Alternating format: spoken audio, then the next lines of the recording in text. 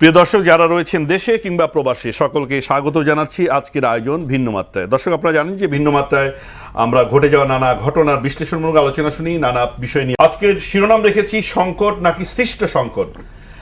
এখানে আমরা সমকালীন নানা সংকট, রাজনৈতিক অর্থনৈতিক পরিস্থিতি, যুদ্ধ পরিস্থিতি, চ্যালেঞ্জগুলো নিয়ে কথা বলবো। আজকে এই বিষয়ে কথা বলবার জন্য আমাদের আমন্ত্রণে অতিথি হিসেবে উপস্থিত রয়েছেন জনাব মোশাররফ আহমেদ ঠাকুর, বিএনপি নেতা, এবং রয়েছেন জনাব ডক্টর রেজওয়ানা করিম স্নিগ্ধা, সহযোগী অধ্যাপক, জাহাঙ্গীরনগর বিশ্ববিদ্যালয়। দর্শক আলোচনার শেষ পর্যন্ত আমাদের সাথে থাকবেন সেই প্রত্যাশা করছি। আপনাদের দুজনকেই স্বাগত আজকের আয়োজনে। শুরু করতে চাই ডক্টর রেজওয়ানা করিম স্নিগ্ধা, আপনাকে দিই। আপনার আলোচনা আমরা খুব মুগ্ধ হয়ে শুনি, নানা বিষয়ে আপনি কথা বলেন। আজকের এই আলোচনায় কিছু রাজনীতি থাকবে, অর্থনীতি থাকবে, নানা রকম আমাদের চলমান যাপিত জীবনের বিষয়গুলো নিয়ে একটু আনতে চাই। প্রথম কথা হচ্ছে যে বর্তমান নতুন একটি সরকার গঠন হলো, তারেক রহমান নেতৃত্বে সরকারে প্রায় 1 মাস হয়নি, হতে চলেছে। আমরা দেখলাম যে সরকার দায়িত্ব গ্রহণের আগে যে রাজনৈতিক প্রেক্ষাপট, যে অবস্থাটা ছিল, সামাজিক রাজনৈতিক পরিস্থিতি, তার থেকে একটু ভিন্নতর পরিস্থিতি মানুষ প্রত্যাশা করে বা একটু উন্নয়ন মানুষ চেয়েছে। আমি সেই জায়গা থেকে প্রশ্নটা করতে চাই যে আপনি এই সরকারের ক্ষমতা গ্রহণের পর তার মানে প্রায়োরিটি কি দেখছেন, সরকার কোন বিষয়গুলোকে বেশি গুরুত্ব দিচ্ছে, বিশেষত কতগুলো ক্ষেত্রে কোনো পরিবর্তন লক্ষ্য করছেন কিনা? আমাদের গত যে অন্তর্বর্তীকালীন সরকার বা উপদেষ্টা যে সরকার ছিল তাদের সময় থেকে এই সময়ের মধ্যে কোনো রকম পার্থক্য, বা সেটা উন্নতির অর্থ হতে পারে, অবনতির অর্থ হতে পারে, কিভাবে আপনি দেখছেন? আপনাকে অনেক ধন্যবাদ। মোশাররফ ঠাকুরকে অনেক শুভেচ্ছা।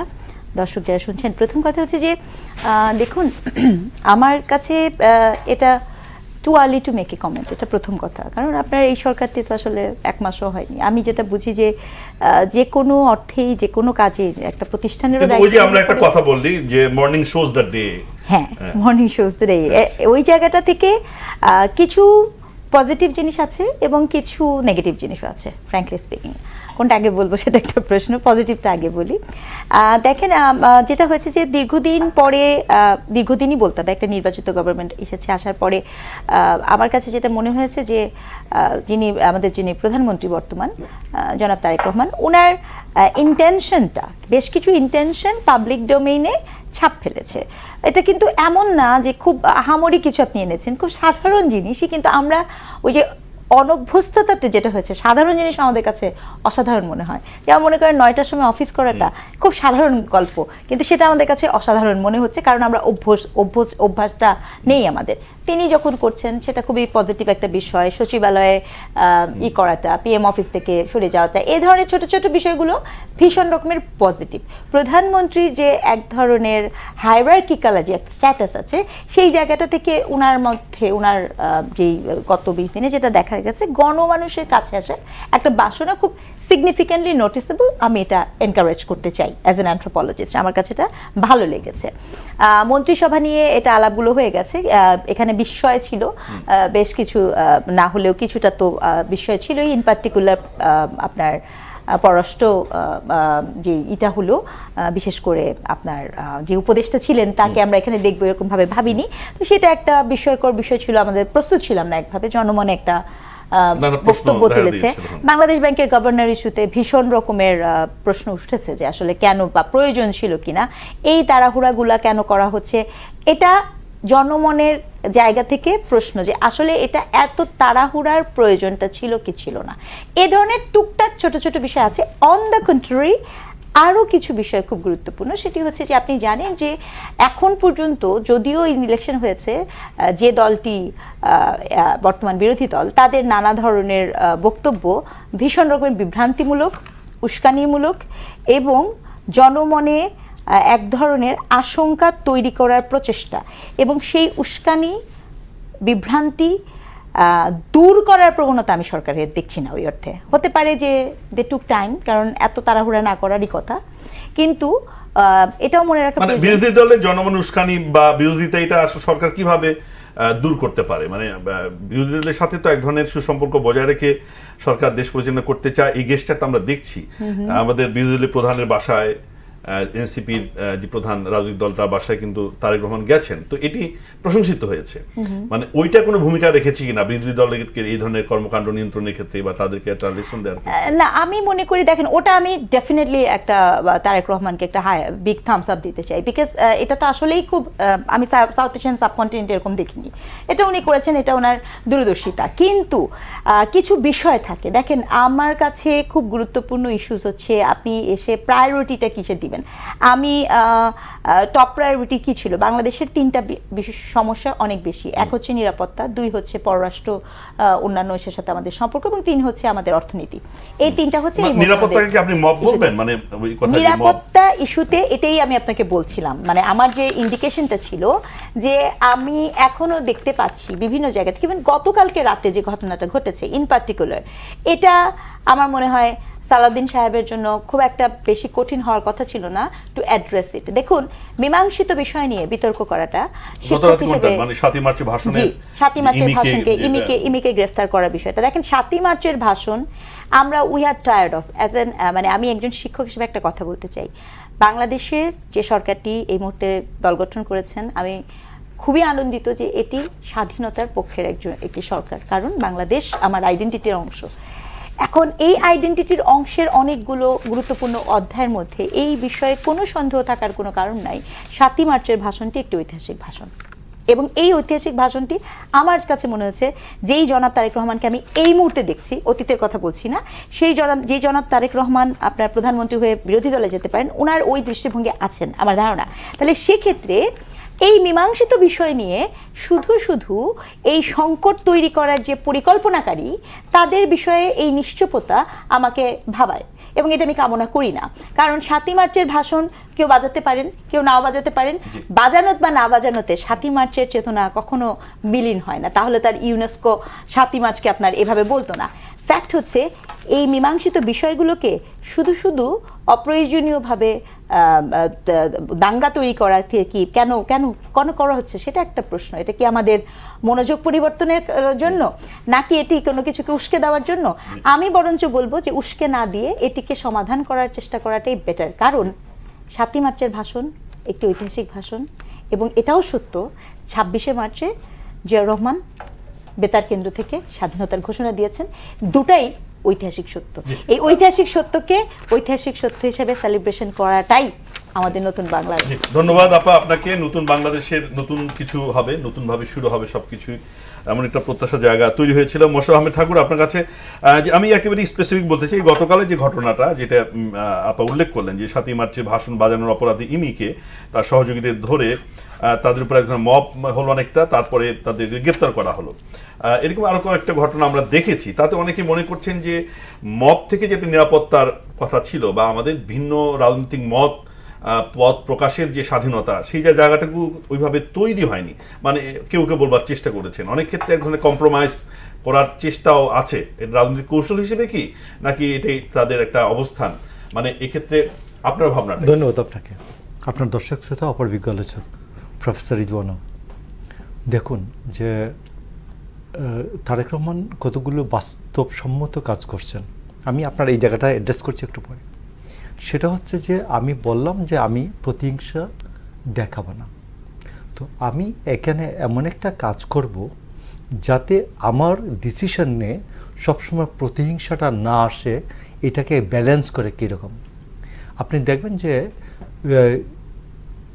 আমাদের পাকিস্তানে জিয়াউল হকের দীর্ঘ স্বৈর শাসনের পরে বেনজির ভুট্টো যখন ক্ষমতায় আসেন, আসার আগে তিনি বলেন যে আমি করব না, কোনো প্রতিশোধ নেব না, আমার বাবার হত্যার প্রতিশোধও নেব না, এবং এইসব ঝামেলায় যাব না, কারণ এই বিচার থেকে পাকিস্তানের অনেক জনগণের অনেক গুরুত্বপূর্ণ ইস্যু আছে, এগুলো নিয়ে আমার সময় নেওয়া দরকার। আমরা নেলসন ম্যান্ডেলার কথা তো বলি, আমি কাছে থাকি আর দূরে। তো উনি তার ক্যাবিনেটে সিনিয়র মোস্ট ক্যাবিনেট মেম্বার করলেন লেফটেন্যান্ট জেনারেল সাহেবজাদা ইয়াকুব খানকে। আপনি জানেন যে টিক্কা খানের আগে আমাদের এখানে ইস্ট পাকিস্তানি গভর্নর ছিলেন লেফটেন্যান্ট জেনারেল সাহেবজাদা ইয়াকুব খান, এবং ইয়াকুব খানের হাতে কিন্তু মোটামুটি বলা যায় যে রক্তের দাগ নাই, এবং ইয়াহিয়া খান বিরক্ত হয়ে তাকে ব্যাক করালেন এবং এখানে অধিকতর একেবারেই একটা কঠোর টিক্কা খান। পিশাচ টাইপের যে লোককে পাঠালেন, টিক্কা খানকে পাঠালেন, মনে আছে আপনার? তো সাহেবজাদা ইয়াকুব খানকে যেহেতু ওইখানে পররাষ্ট্রমন্ত্রী বললেন আপনি থেকে যান আমাদের সাথে, এবং ক্যাবিনেটে সে ধরেন আমি যখন থাকি এখানে, থাকি বিএনপির নামদারি একটা লোক, ও তো তখন কিন্তু আরেকজন কিন্তু প্রভাবিত হন যে তারেক রহমান, জিয়াউর রহমান, দেশনেত্রী খালেদা জিয়া এদের সম্বন্ধে কথা বলার ক্ষেত্রে তিনি একটু সংযত আচরণ করেন। অবশ্যই এটা চক্ষু লজ্জার প্রশ্ন, আমি যখন তার কলিগ হিসাবে থাকি। তো ঠিক এইখানে যেটা তারেক রহমানের যে কাজটা হয়েছে আমি যতটুকু শুনেছি আর কি, যে খলিল এখানে থাকলে এক নম্বর হলো খলিল ওই আমলের যে বিষয় আশয়গুলি আছে ওই ক্যাবিনেটের যে ডিসিশনগুলির ওই স্টোরিগুলি পাওয়া যাবে একটা, কাউকে না কারণ কন্টিনিউশনটা, এইটা একটা। আরেকটা হচ্ছে যে অনেকেই তো অনেক ধরনের উস্কানিমূলক কথাবার্তা বলে, তো এইটা একটু কম হয়। আরেকটা, এর আগের ক্যাবিনেটের একজন লোক থাকলে তখন একবার জেনুইন জিনিসটাই আসে। তো এইটা গেল একটা, আমি আপনাকে বলছি। আর একটা হচ্ছে যে আমি আপনাকে বলছি যে গভর্নর, বাংলাদেশ ব্যাংক গভর্নরের ব্যাপারে মিশ্র মতামত আছে। ওইটা খলিলের বিষয়ে একটা চয়েস আছে, আমেরিকান চয়েস বা আমেরিকান চয়েস, আপনি আমেরিকান পজিটিভলি বলেন না, আপনি পজিটিভলি বলেন, আপনি থিওরি দিয়ে বলেন, ওইটা তো ইনফরমেশন সত্য নাও হতে পারে। তারপরে আরেকটা হচ্ছে যে আপনার করোনার পরপর যে 25তম গভর্নর আইআরবির, হ্যাঁ, Indian reserve bank of India RIB, তো ওইখানে রিজার্ভ ব্যাংক অফ ইন্ডিয়ার RBI, তো সেখানে তার যে কান্তি দাস যিনি প্লাস পান, সেইটা হচ্ছে যে তিনি 25তম, তিনি আদৌ কোনোদিন পড়েন নাই, ইকোনমিক্স পড়েন, ইতিহাসের ছাত্র ছিলেন। নাম্বার 2 আসেন, আমাদের বাংলাদেশের বিখ্যাত ইকোনমিস্ট আছেন যিনি অনার্স পড়েছেন হিস্ট্রিতে ঢাকা বিশ্ববিদ্যালয়ে এবং মাস্টার্সও করেছেন হিস্ট্রিতে, আকবর আলী খান। হ্যাঁ, তো এই জন্য আমি আপনাকে বলছি যে উনি যেটা শুরুতে বলছিলেন it's too early to make comment, তো আমার মনে হয় যে আমি একটু অপেক্ষা করা দরকার। এখন ঠিক আছে, আমরা হয়তো দেখব সময়ের সাথে আপনার কথা ঘটনাটা 7 মার্চ, আপনার কথা 7 মার্চ নিয়ে আমরা কেউ খারাপ মন্তব্য করি না, নাম্বার 1। নাম্বার 2 হচ্ছে আপনি দেখেন যে এর আগের গভর্নমেন্টের সময় তারেক রহমান টুঙ্গিপাড়ায় শেখ মুজিবের মাজার জিয়ারত করতে গেছিলাম। আমি মাজার এই শব্দটা বললাম, আমার নেতার শব্দ যখন মাজার বলি ওনারটা মাজারই বললাম। উনি জিয়ারত করেছিলেন, মনে আছে আপনি, গোপালগঞ্জে বিএনপি সম্মেলন করে উনি টুঙ্গিপাড়ায় গেলেন, এবং আওয়ামী লীগ সেটার জন্য ধন্যবাদ তো জানাই নাই, বরঞ্চ ওইখানে মফ করতে গেছিল, তো সেটা হয় নাই। আচ্ছা, আপনি দেখুন যে বেগম খালেদা জিয়া একটা আপোষ সফার জন্য আর কি, যাতে বরফটা গলে আলোচনার দরজাটা উন্মুক্ত হয়, যে শেখ মুজিবুর রহমান এবং জিয়াউর রহমান দুজনকে একত্রে স্বাধীনতা পুরস্কার দিলেন। পুরস্কার দিয়ে বললেন যে ঠিক আছে, আলোচনাটা স্টার্ট হোক, একজন স্থপতি, একজন ঘোষক, একজন বড় নেতা, একজন সেনা কর্মকর্তা। তো জিয়াউর রহমান 71 সালে রাজনৈতিক নেতা না, এটা তো সত্য। জিয়াউর রহমান সামরিক কর্মকর্তা। তিনি যদি ওই সময়ে, আপনি জানেন যে কোনো রাজনৈতিক সমঝোতার পরে রাজনৈতিক নেতারা ফাঁসির আসামি থেকে প্রেসিডেন্ট হন, কিন্তু সামরিক কর্মকর্তারা ফাঁসির আসামি থেকে কিছুই হওয়ার, রক্ষা পাওয়ার কোনো বিধান নাই যদি না জিতে। আমি আপনি বলছি যে ঐতিহাসিক আলোচনা, যে বিষয়গুলি আওয়ামী লীগের কাছ থেকে আসার কথা ছিল, যে আলোচনা আসো একটা মীমাংসিত পথে যাই, একটা অন্তর্ভুক্তিমূলক পথে আমরা হাঁটি, এটা আওয়ামী লীগ কখনো দেখান নাই।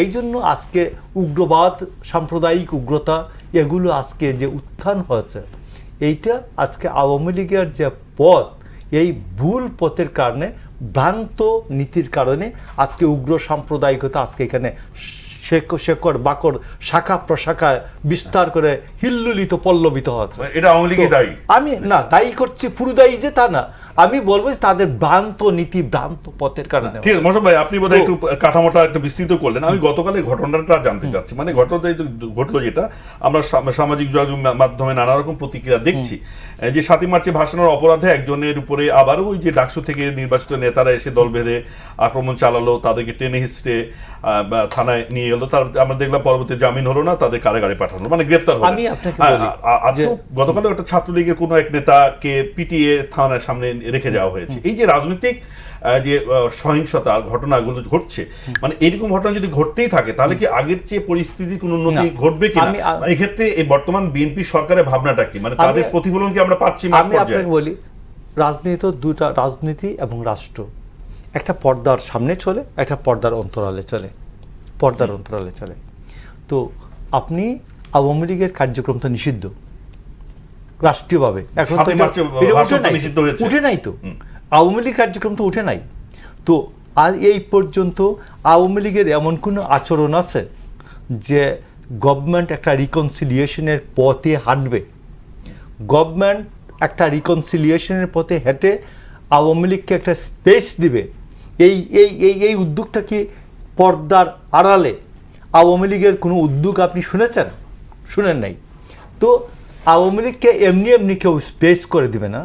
তো সেই জন্য আমি আপনাকে বলছি যে পরিস্থিতি যেটা আছে, আমি আওয়ামী লীগের পক্ষ নেওয়ার মতো পরিস্থিতি এখনো তৈরি হয় নাই, আমি আপনাকে বলছি।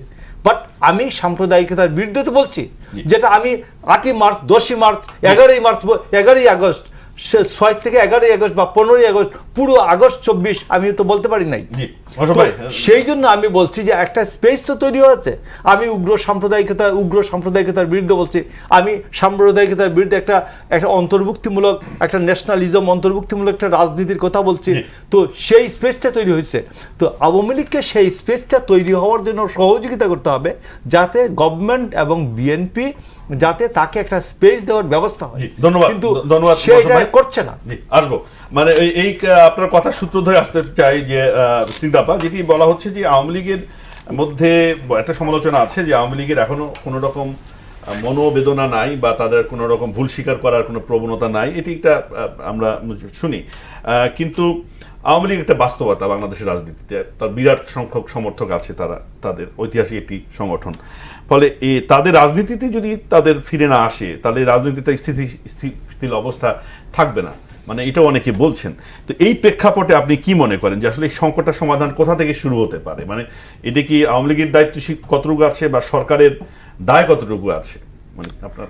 না, এখানে কিন্তু দেখেন, আমি বেশ কিছু জায়গায় একদম মোশাররফ ঠাকুরের সাথে একমত, আবার কিছু জায়গায় একটু আমার দ্বিমত আছে। দেখেন, এটা আপনাকে মানতে হবে আন্ডার এনি সার্কামস্টান্সেস, যে গত 15 বছরে যখন আপনি কোনো একটা রাষ্ট্র ক্ষমতায় থাকেন, সেখানে যা কিছুই হোক না কেন, আপনার রাষ্ট্রে যে ম্যাসাকার হয়েছে, আপনার রাষ্ট্রের 1,1400 পিপল মারা গেছে। সো তার মানে তৎকালীন শাসন ব্যবস্থা যারা ছিল তার ফেলিউর।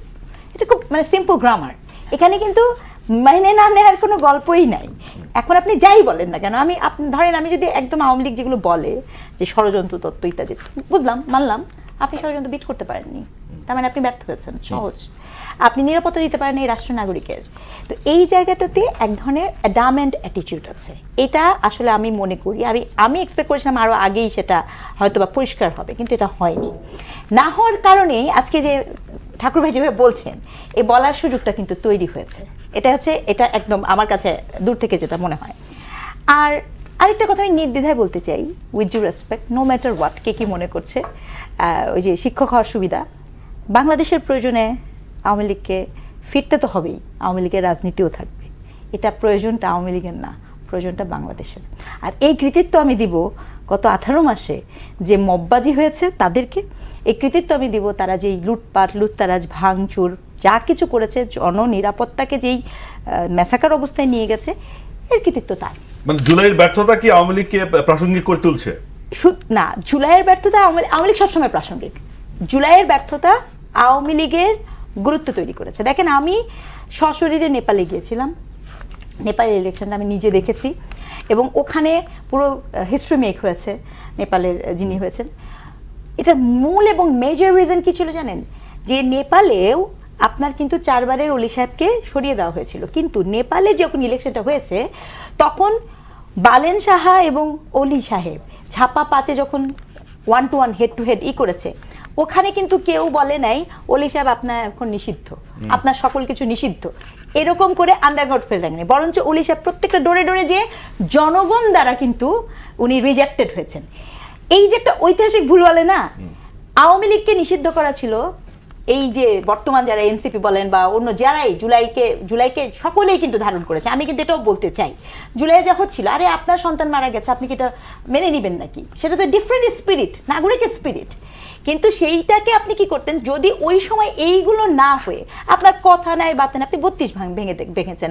আপনি নেপালে কি হয়েছে, নেপালে ইলেকশনের আগে তারা তাদের লাইব্রেরি পুড়িয়েছে, কিন্তু যেই মুহূর্তে সুশীলী কাকুই এই দায়িত্বটা নিয়েছেন, ওনার যে সাকসেস, তারপর থেকে কিন্তু কোথাও কিছু হয়নি। ক্ষমাও চেয়েছে তারা এইসব ঘটনার জন্য। এবং আমি কিন্তু ওখানে সশরীরে এই ইন্টারভিউগুলো করেছি, কথা বলেছি। এখন আপনার কি হলো, আপনি 5ই অগস্টে হলো যা হলো, আপনি কি এরপরে 5ই অগস্টের 15ই অগস্ট পার্থক্য তো 10 দিনের পরে যে 32 নাম্বার কেন ভেঙেছিলেন?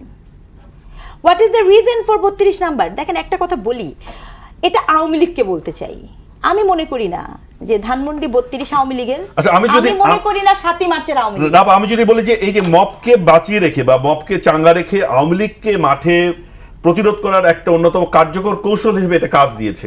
আমি যদি বলি যে রাজনৈতিক কৌশল হিসেবে কাজ দিয়েছে, যে কারণে এটিকে জিয়ে রাখা হয়েছিল। ফলে এটা একটা লাভ তো বর্তমান সরকার, যদি না বলি যে বিগত যে তত্ত্বাবধায়ক সরকার, অন্তর্বর্তী সরকার তো পেয়েছিল।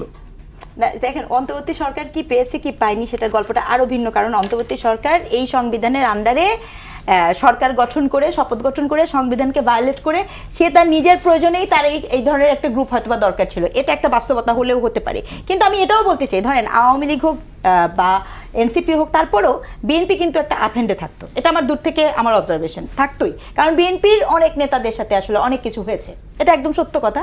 এবং দীর্ঘদিনের দল এবং বেগম খালেদা জিয়া সবকিছু মিলে তো এইখানে আসলে বিএনপি বেনিফিটেড হয়েছে, এটা আমার কাছে মনে হয় না। কিন্তু এই 5ই অগস্টের পরবর্তীতে যাহা কিছু ঘটেছে, তার চেয়ে সবচেয়ে বেশি বেনিফিট যারা নিতে পারতো তারা ছিল এনসিপি, বুঝছেন? কিন্তু তারা কি করেছে, তাদের এবং এই যে দীর্ঘদিন 18 মাস ক্ষমতায় থাকা, অথবা ওই সময় তো আমরা এটাও দেখেছিলাম যে এই সরকারের ম্যান্ডেট আরো 50 বছর, আরো কত বছর আছে এরকমও। তো এই প্রসেসটা ইটসেলফ কি করেছে, আওয়ামী লীগকে রিলেভেন্ট না, আওয়ামী লীগের গুরুত্বকে প্রত্যেকটা মানুষের কাছে বুঝিয়ে দিতে সক্ষম হয়েছে। একটু যদি অল্প কথা বলেন, আমি যে প্রশ্ন ছিল যে শুরুটা কোথা থেকে হবে, বলছেন যে স্পেস, মানে স্পেসটা আওয়ামী লীগকে নিতে হবে নাকি সরকারকে দিতে হবে, মানে কোথায় রিকনসিলিয়েশন করতে হবে, রিকনসিলিয়েশনে আসতেই হবে। এবং এটা একটা ইসেতে করা উচিত। এবং আমি আরো মনে করি কোর্টের যে রায়টা আছে আওয়ামী লীগের নিষিদ্ধ নির্বাহী আদেশে, এটি আসলে কোর্টের উপরে ছাড়া উচিত। এক্ষেত্রে আমার মনে হয় না যে, এবং এটিকে যত তাড়াতাড়ি যত দ্রুত আপনি এটা কি করে দিবেন, তত দ্রুত কিন্তু এই দেশের রাজনৈতিক পরিস্থিতি না।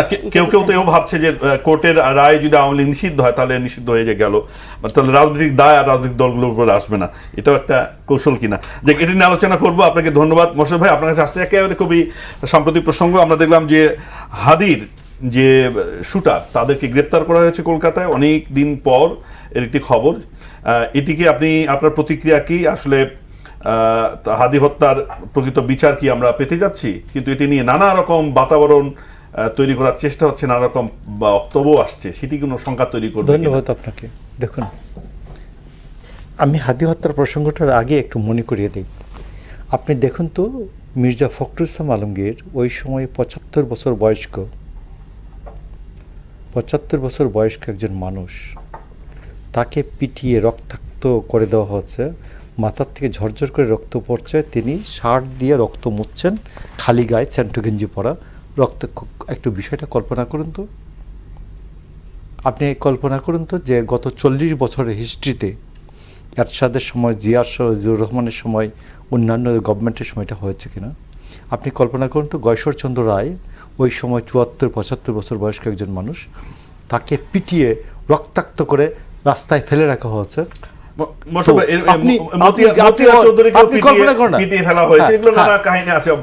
আওয়ামী লীগের যদি বক্তব্য শুনেন, তারা নানা রকম ছবিও তারা দেখাতে পারে, তাদের মিডিয়া আছে। ফলে এটি তো হয়েছে প্রতিহিংসা রাজনীতি, সেটা বিএনপি হোক, মতিয়া চৌধুরীর ঘটনাটা বললেন। আমি মাঠের রাজনীতি কর্মী। মতিয়া চৌধুরী পুলিশে কামড়ে ধরেছেন, একবার এই যে দাঁত দিয়ে বাঘের মতো ভাল্লুকের মতো কামড়ে ধরছেন পুলিশ কনস্টেবলকে, এটা হিস্ট্রিতে হয় নাই, উপমহাদেশে হিস্ট্রিতে হয় নাই, কোনো মহিলা এটা করেছেন। আচ্ছা শুনুন, এখন আসুন আমি আপনাকে যেটা বলছি, আজকে যেটা বললেন, আজকের এই ঘটনাটা হচ্ছে সারা দেশের মানুষ একটা স্বস্তির নিঃশ্বাস ফেলেছে যে হাদির হত্যাকারী শুটারকে ধরা হচ্ছে, বাট হাদির হত্যার নেপথ্যে কারা আছে এই ষড়যন্ত্রের, কারণ ওই যে ছেলেটা যে শুটার সেটা জল্লাদের মতো, তো এর সাথে আরো কারা আছে এদেরকেও তো মানুষ জানতে চায় না? চায়। সারা দেশের মানুষ স্বস্তির নিঃশ্বাস ফেললো, হাসি খুশি। কিছু লোকজন বলছে যে হাদির খুনিকে দিয়ে যদি কোনো উল্টা পাল্টা কিছু বলানো হয় তাহলে আমরা আরেকটা গণ অভ্যুত্থান নেমে আসবে। কেন হাদির শুটারকে দিয়ে উল্টাপাল্টা বলানোর কথাটা আসলো কেন কি কারণে? একটা মেয়ে বলতেছে আমাকে ধরে নিয়ে নির্যাতন করবে, হয়তো এই করবে, সে কেন তোমাকে নিয়ে নির্যাতন করে, তোমার এই ইয়েটা হচ্ছে কেন, সন্দেহটা হচ্ছে কেন হবে? তুমি অটল থাকো যে হাদির হত্যার বিচারটা জেনুইনলি হতে হবে। এইটার সাথে কারা নেপথ্যে আছে, এই ছেলেকে, এই শুটারকে কে পরিচয় করে দিয়েছিলেন প্রথম, এইখানে এদের সার্কেলে নিয়ে আসলেন, ও তো ছাত্রলীগ করতো, ছাত্রলীগ থেকে গুপ্তর থেকে সুপ্ত থেকে একবার উত্তপ্ত কারা করলো এই ছেলেকে, ওর পাশে যাওয়ার মতো কারা করলো, এটা জানা দরকার। আমরা আছি লাখো ভাই, হাদি তোমার ভয় নাই, হাদি আমরা আছি লক্ষ্য ভাই, তো 10 জন থাকলেই তো, সাথে লক্ষ্য তো দরকার নাই, শতও দরকার নাই, 10 জন থাকলেই তো শুটার শুট করতে পারে না, 10 জন তো থাকো নাই ওই সময়। এইটাকে হাদিকে বেচতে গেছো, হাদিকে বিক্রি করছো, হাদিকে দিয়ে ব্যবসা করছো, হাদিকে দিয়ে একটা জোর জবরদস্তির প্রসেস তৈরি করছো, হাদিকে দিয়ে একটা ভাঙচুর, ও প্রথম আলো, ডেইলি স্টার, উদিচি, ছায়ানট এগুলির উপর একটা তাণ্ডব চালানোর প্রসিডিউর তৈরি করছো। এখন এইগুলো যদি প্রকাশ হয়ে যায়, আপনি দেখুন যে সালাউদ্দিন আম্মার ওইখান থেকে রাজশাহী থেকে বলছে যে এইগুলোকে গুড়িয়ে দিতে হবে, জাহাঙ্গীরনগরে ওনার তো জাহাঙ্গীরনগর শিক্ষক, ওদের এজিএস বলছে এই সব প্রতিষ্ঠানগুলিকে গুড়িয়ে দিতে হবে। তো এটা কেন হলো?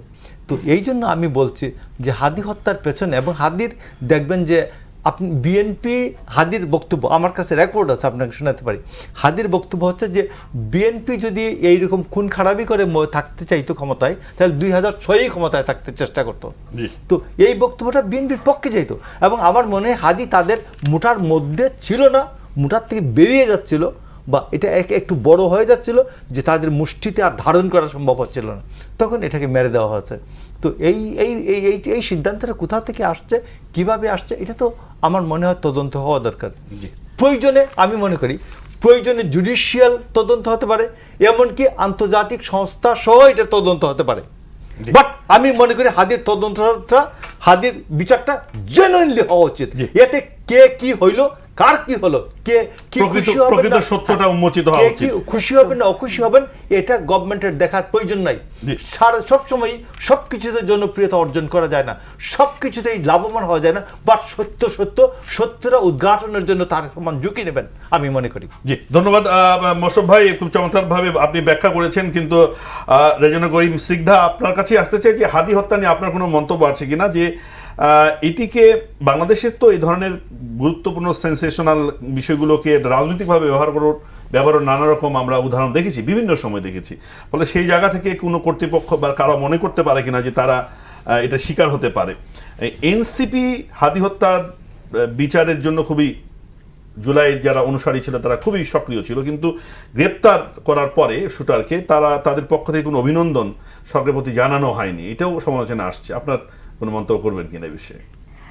এটা খুব সেন্সিটিভ কেস, তো মন্তব্য করাটা একটু কঠিন, কারণ আসলে এটা আমি ব্যক্তিগতভাবে, হাদি বলেন XYZ যে কোনো একটা প্রাণী অনেক গুরুত্বপূর্ণ, আর হাদিকে যেভাবে মিডিয়াতে প্রেজেন্ট করা হচ্ছে এবং যেই অ্যাঙ্গেলে আগে বলেন পরে বলেন, হাদি তো শুধু হাদি না, এটা তো আমাদের বুঝতে হবে। এবং হাদি যে কথা বলতো, বা ইনকিলাব মঞ্চ কিন্তু শুধু ইনকিলাব মঞ্চ না, মানে আমার মনে হয় মোটামুটি সবাই জানে যে এর পেছনে নেপথ্যে দেশের ভেতরে দেশের বাইরের অনেক মানুষের যুক্ততা আছে। তো এই যে পুরো ইস্যুটা, এটা হাদি কেন্দ্রিক আলাপটা আসলে না। আমি মনে করি যে ইভেন হাদির যে হত্যাকাণ্ডটা, এই হত্যাকাণ্ডটা তো কোনোভাবেই, হাদি তো আর নূর হোসেনের ক্যারেক্টার না, হাদির হত্যাকাণ্ড তো আবু সাইদ না, হাদির হত্যাকাণ্ড ভীষণ রকমের পরিকল্পিত, এবং এই পরিকল্পনার যে ভিশন আমার জন্য খুব ভয়াবহ। যেমন আমি আসলে সত্যিই জানি না যে কেন এবং কি হেতু কারণে আপনার এই আলাপটা, মানে এই যে যেটা মনে করেন, আমি আসলে ঠিক জানি না যে বিএনপি আসার পরে এমন কি ম্যাজিক করলো যে সাথে সাথে ধরা পড়ে গেল। আমার তো মনে হয় যে এটি অন্তর্বর্তীকালীন সরকার চাইলেই করতে পারতো। এখন আমার প্রশ্ন হচ্ছে যে তারা কেন করলো না, এটাও আমাকে ভাবাচ্ছে। কারণ এই পুরো প্রজেক্টটা, আমি এটাকে একটা প্রজেক্ট হিসেবে দেখি, এবং এই প্রজেক্টটা মোশাররফ ঠাকুর যেরকম বলেছেন, এই প্রজেক্টটা যদি উন্মোচিত হয় তাহলে শুধু হাদির বিচার কাণ্ডই যে নিশ্চিত হবে তা না, আরো অনেকের অনেক চরিত্র আমাদের সামনে উন্মোচিত হবে। সেই জন্য এটা খুব জরুরি, এবং এটাকে যে কোনোভাবে হতে পারবে কিনা বরঞ্চ সেটা এখন বিএনপির জন্য চ্যালেঞ্জ। আমরা তো বিচারগুলো দেখি, যেটা এক্সিকিউট করেছে তার হয়তো বিচার হচ্ছে, কিন্তু ওই যে যেটি বললেন যে পিছনের শক্তি কারা, মানে কারা এটা করিয়েছে, সেটা কিন্তু আনার্ট হয় না। মানে আমাদের এটা একটা প্রকল্প, রিয়েলি এটা একটা প্রকল্প, প্রজেক্ট হাদি হত্যাকাণ্ডটা। এবং আপনি এখানে অনেকগুলো, যদি খুব আমাদের যেটা হয়, আমরা অ্যানথ্রোপোলজিতে বলি কি, রিসার্চ হিসেবে আমরা খুব সূক্ষ্ম সূক্ষ্ম বক্তব্য নিই। তো আপনি যদি এটা বলাই, মানে প্যাটার্ন দেখেন বক্তব্যের, আপনি অদ্ভুত কিছু তথ্য পাবেন। এটা একটা রিসার্চের মেথোডোলজি, যে মিডিয়া রিসার্চও করা হয়, যে আপনি অনেকগুলো কথা নিলে পরে আপনি যদি প্যাটার্নটা অ্যানালাইসিস করেন আপনি অনেক কিছু পাবেন। হাদিকে কেন্দ্র করে হাদির নিজের বক্তব্য এবং হাদির মৃত্যুর পরে বিভিন্ন গ্রুপের যে বক্তব্য, সেটাকে যদি আপনি নিয়ে যদি একটু প্যাটার্ন অ্যানালাইসিস করেন, আপনি স্পষ্টত বুঝতে পারবেন it's a very huge big project, মানে বিগ প্রজেক্ট। রতন ভাই খুব দারুণ বলেছিলেন যে আসলে নজরুলের পাশে যখন আপনি হাদিকে সাহিত্য করলেন, এখন নজরুল ইসলামকে যদি আমরা কোথাও নিয়ে যেতে পারি, জি জি জি জি জি জি, তো মানে উনি বলছিলেন, কারণ ইভেন এই প্যাটার্নটা শুধু ওই জায়গাতেই সীমাবদ্ধ তা না, তার ওই যে দাফন কাফন থেকে শুরু করে সব কিছুই কিন্তু এই বৃহত্তর প্রজেক্টের একটা অংশ। এখন ওই প্রজেক্টটা সাকসেসফুল হয়েছে না হয়নি, সেটা বরঞ্চ এই হচ্ছে খুব দুঃখজনক যে আপনি এই রাষ্ট্রে আমাকে এরকম একটি মৃত্যু নিয়ে গল্পটা যেভাবে আমরা দেখতে পাই সেটা এরকম হয় না। এবং এটি কোনোভাবেই এমন প্রজেক্ট না, আবারও বলছি যে এটি চাইলেও আমার ধারণা যে অন্তর্বর্তীকালীন সরকার চাইলেই এটা করতে পারতো। আমার মনে হয় না যে বিএনপি 20 দিনে এসে এমন কোনো জাদুর ছড়ি বা ম্যাজিক করিয়েছে যে হাদি হত্যাকাণ্ডের একজনকে ধরে ফেলা যায়। অথবা এটাও হতে পারে ওই মুখোশ উন্মোচনের দায়ভারটা যেটা এখন বিএনপির এই গভর্নমেন্টের উপরে পড়বে, এটা তো চাপ, আমি নিশ্চিতভাবে বলতে পারি এটা চাপ। এখন এই মুখোশ উন্মোচন করার যে চাপটা, এই চাপটা হয়তো তারা নিতে চায়। এই চাপটা কি বিএনপি এখন নিতে মানে রিস্ক নেবে কিনা বা সহ্য করবে কিনা? আপনি বলছেন নেবে কিনা, আমি বলছি পারবে কিনা, দুটোর মধ্যে পার্থক্য আছে। ধন্যবাদ, সেটা দেখার বিষয়। মোশাররফ ভাই, একটু আসতে চাই, মানে সাম্প্রতিক প্রসঙ্গ আমাদের দেখছি যে ইরান, যুদ্ধ চলছে ইরানে, এক ধরনের সংকট পৃথিবীব্যাপী ছড়িয়ে পড়ছে, যে জ্বালানি সংকট, তেলের সংকট, হরমুজ প্রণালী বন্ধ, আমরা এই আমদানিকৃত তেলের উপর নির্ভরশীল। আপনি কি দেখছেন যে এই পরিস্থিতি কিভাবে সরকার সামাল দেবে? কিছু পদক্ষেপ নিয়েছে, কিন্তু আপনি কিভাবে দেখছেন যে মানুষের অর্থনৈতিক সংকটের ঝুঁকি থেকে যদি মুক্ত করা না যায়, তাহলে রাজনৈতিক অভিলাষ বা অন্য কিছু বাস্তবায়ন খুব কঠিন হয়ে যায়? এটা চ্যালেঞ্জের মধ্যে পড়লো কিনা? আমি আপনাকে এই জায়গাটাতে আসার আগে ওনাকে ওনার সাথে আমি একটু যোগ করি বিষয়টা। হাদি গুলিবিদ্ধ হওয়ার 30 মিনিটের মধ্যে কয়েকজন ফেসবুকে স্ট্যাটাস দিয়ে বললেন, শাহজাহানপুরে একটা বাড়ি ভাঙতে হবে, বুলডোজার নিয়ে সবাই ওই দিকে চলো। আপনি মনে দেখেন স্ট্যাটাসটা, প্রথম 30 মিনিটের মধ্যেই আসছে এটা। তারপর এই যে জানাজা থেকে আরম্ভ করে দাফন পর্যন্ত সব কিছুর যে প্যাটার্ন বলছেন, এটা সব রাষ্ট্র একসাথে, রাষ্ট্র এটার সাথে রাষ্ট্র যুক্ত ছিল। তো আমি আপনাকে বলছি, ওই প্রকল্পে রাষ্ট্রের ওই সময় সরকার প্রধান যুক্ত ছিলেন, ডক্টর ইউনূস যুক্ত ছিলেন। এবং ডক্টর ইউনূস যুক্ত থাকলে কিভাবে ডক্টর ইউনূসের কূটনীতি, হাদি হত্যার সাথে প্রকল্পের সাথে এই প্রকল্পের সাথে ইউনূসের সংযুক্তি আছে, সংশ্লেষ আছে। তো এই জন্য আমি আপনাকে বলি যে ডক্টর ইউনূসের পররাষ্ট্র মন্ত্রণালয় উনি চান নাই যে পশ্চিমবঙ্গে হাদির শুটার গ্রেফতার হোক, হাদির খুনিটা গ্রেফতার হোক। হাদির খুনিটা গ্রেফতার হলে বহু কিছু বেরিয়ে আসবে যেটা উনি আর সামাল দিতে পারবেন না। যে উনি যে সুবিধাটা নিয়েছেন হাদি হত্যাকে কেন্দ্র করে যে সুবিধাটা নিয়েছেন, যত মানুষকে ভয় দেখিয়েছেন, আমি আপনাকে বলছি ইভেন ওনার নামে নাম একজন উপদেষ্টা ডক্টর রিজওয়ানা হাসান, উনি ডক্টর না, রিজওয়ানা হাসান এনজিও ধান্দাবাদ। এই রিজওয়ানা হাসান তার মিনিস্ট্রির প্রত্যেকটা অফিসারকে বলেছেন তৈরি হন, জামাত আসছে, জামাত আসছে ক্ষমতায়, জামাত আসবে। তো এইটা হচ্ছে কিন্তু তার একটি বক্তব্যে কিন্তু জামাত ইদানিং আবার খেপে গেছেন যে আরে ওইগুলি সব অ্যারেঞ্জ, ও আলোচনায় থাকতে চাচ্ছে। যদি কোনো পরিবর্তন হয় তাহলে পরবর্তীতে আমি থাকবো মাঝখানে, আমি আবার টিমটা খাবো। আসুন আপনার জায়গায় যে ঝুঁকি আপনি বলছেন যে আমাদের এই হরমুজ প্রণালী, হরমুজ প্রণালী সম্বন্ধে আমি আপনাকে আমার সুরঙ্গের শেষ প্রান্তে আমি একটা আলো বিন্দু দেখতে পাচ্ছি। সেটা হচ্ছে চায়না, সে বলছে যে আমেরিকার এলাই নয় যারা, এদেরকে তুমি ছেড়ে দাও, এদেরকে তুমি ছেড়ে দাও। এর মধ্যে বাংলাদেশকেও সে মিন করছে, ইন্ডিয়াকে মিন করছে। তারপর আমি আরেকটা বলি যে আমরা কি আমেরিকা এলাই নই না, চায়না যেভাবে নেগোশিয়েটটা করতেছে, চায়না বলছে যে বাংলাদেশ তো আমেরিকাকে সাপোর্ট দেয় নাই বাংলাদেশে। এবং এমনকি আপনাকে মনে করিয়ে দেই 2003 সালের 19শে জুন, আপনি মনে করে দেখুন ডেটটা, তখন কলিন পাওয়েল বাংলাদেশে আসলেন 72 ঘন্টার জন্য। এসে দেশনেত্রী বেগম খালেদা জিয়া তখন প্রধানমন্ত্রী, তাকে 2বার তিনি দেখা করছেন। প্রথমবার বলছেন যে আমাকে সৈন্য দাও তুমি, তারপরে উনি যখন বলছেন, নাকচ করেছেন, পুরোপুরি নাকচ, যে আমি মুসলমানের সাথে মুসলমান যুদ্ধ করেছেন, আমি সৈন্য দেব না। তারপরে তারা যখন এক্সপ্লেন করেছে যে তুমি সৈন্য দিলে পাকিস্তান বলছে আমাকে সৈন্য দেবে, তখন উনি বলছেন যে তুমি জাতিসংঘের মাধ্যমে যদি সৈন্য চাও, আমাকে জাতিসংঘের শান্তিরক্ষী বাহিনী হিসেবে যদি চাও, জাতিসংঘ যদি চাই তাইলে আমি দেব। তো এটা নেগোশিয়েট হয় নাই। এবং তখন থেকে দেশনেত্রী খালেদা জিয়ার বিরুদ্ধে জাতীয় আন্তর্জাতিক ষড়যন্ত্র চলেছে, তারেক রহমানের বিরুদ্ধে জাতীয় আন্তর্জাতিক ষড়যন্ত্র চলছে, এবং 2006-এর 1/11 এটা জাতীয় আন্তর্জাতিক ষড়যন্ত্রের ফসল আমি আপনাকে বলছি।